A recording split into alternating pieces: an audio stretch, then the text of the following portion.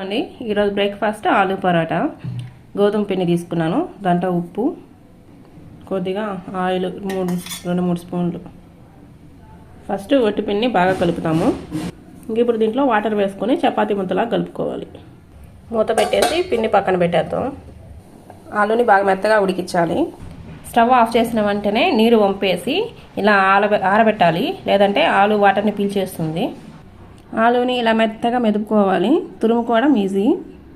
దీంట్లో సాల్ట్, జీలకర్ర పొడి, ధనియాల పొడి, కొత్తిమీర, కారం, కావాలంటే పచ్చిమిర్చి కూడా వేసుకోవచ్చు, అలాగే అల్లం వెల్లుల్లి పేస్ట్ కూడా వేసుకోవచ్చు. అన్నీ బాగా కలుపుకోవాలి.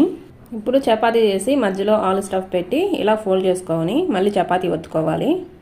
లేదా చపాతీ చేసి మధ్యలో పూర్ణం పెట్టి మళ్ళీ పైన ఇంకో చపాతీ చేసి ఒత్తుకోవాలి. మంచిగా ఫ్రై చేస్తే ఆలు పరాటా రెడీ.